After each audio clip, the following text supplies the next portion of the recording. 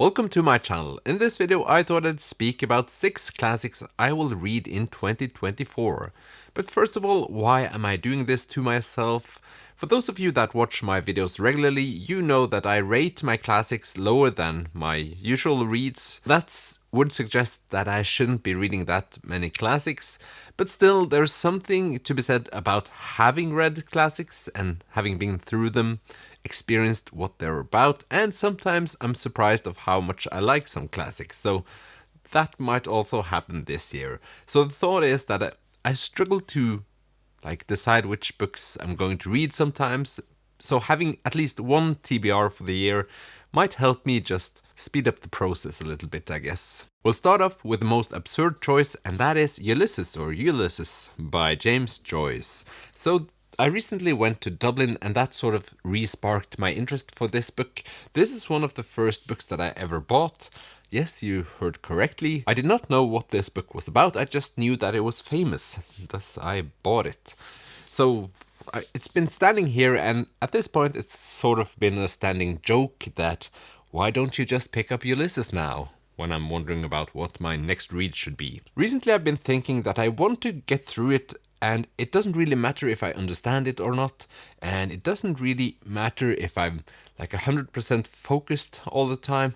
I just want to see what it's all about, and I will at least get my own experience of the read just by going through it. So that is the plan. Also, a lot of people are annoyed by the stream of consciousness thing going on in this one. I don't have a problem with that at all, so maybe it will fit me better than other people. I have no clue. At least now I've visited some of the places that are described in it, so that might mean something. My guess is also that this is one of those books that if you like it, you'll reread it several times. It's not like you read it once, loved it, and then you just put it down forever. So if I like it or if I find it interesting in some ways, I will probably pick it up once more. I have earlier catched myself in thinking that some reads will be too complicated, but I sort of shift that into let's see how complicated it is, and I hope that is a useful strategy. My next choice is probably one of the more sane ones, and that is Helmisfolket by Amalie Skram. So this is one of the big Norwegian classics, and Amalie Skram is known for writing depressing stuff, or as she might have called it, real stuff. And I guess those two correlate at some point. Each time I look at this, I think about Kristin Lavransdatter by Sigrid Undset. I read that one 3 years ago almost, and I don't regret it at all, so I thought, why not pick another chunky book by a female Norwegian author?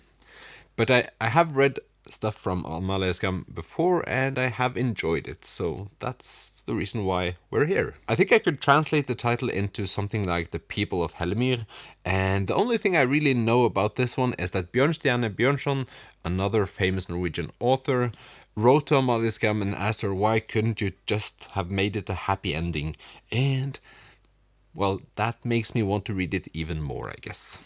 Then over to one of our most famous Norwegian authors, and an author I've considered reading several times, but on one side he probably was a Nazi, and also I don't know how much I would enjoy his books.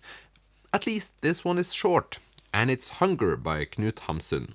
So this is all about a man going hungry in Oslo, or Christiania as it was called at that time. Tried reading Growth of Soil earlier, but that I didn't succeed, so I will go with this one. I guess this is his most famous novel.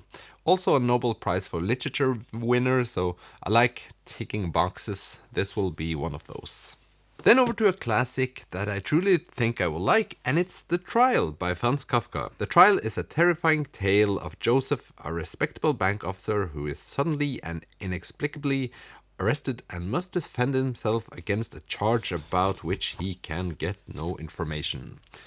I guess this is the reason why I want to read it, that it actually has a plot, and I do like that about books. I feel like the term Kafkaesque is used everywhere, and I just want to get in on the action.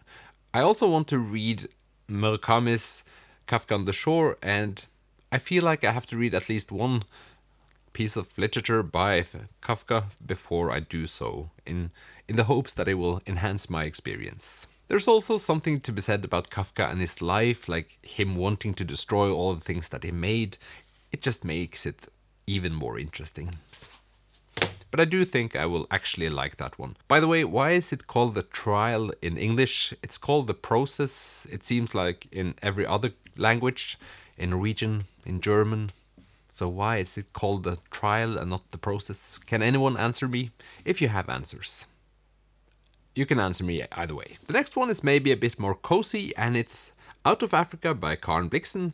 It's the Danish author's memoirs from her stay in Africa from, I think, 1914 to 31, so quite a while ago. And these are her thoughts. And I actually started reading it some days ago, and since it's minus 20 degrees outside right now, it felt quite nice reading about an African farm, and like just reading about the sun shining.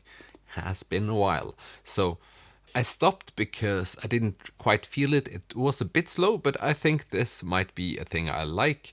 I do like memoirs in general, and like I think this might end up being the oldest memoir I've read when I do it, so that's something. I have read too few Danish classics. It's not because Denmark used to own Norway, it's just a coincidence. Then it's time for the last one, and another Nordic country. This time it's Iceland, Salkavalka by Halldór Laxness. I've read Independent People, and there was something about that I enjoyed, and I guess I decided a little while ago that I would give him another shot, and Salkavalka seems like the most popular one, I guess. Which is kind of strange, because I think Iceland's Bell is the most sold novel of his in Norway. At least it's been a part of this national book club, and thus a lot of people have it. But I don't know. It seems like both Independent People and Salkavalka is more popular abroad. But yeah, who knows? The reason why I decided to go for this one and not Iceland's Bell is because it did seem like to have a more like brutal plot. So I'll just read a little bit about it.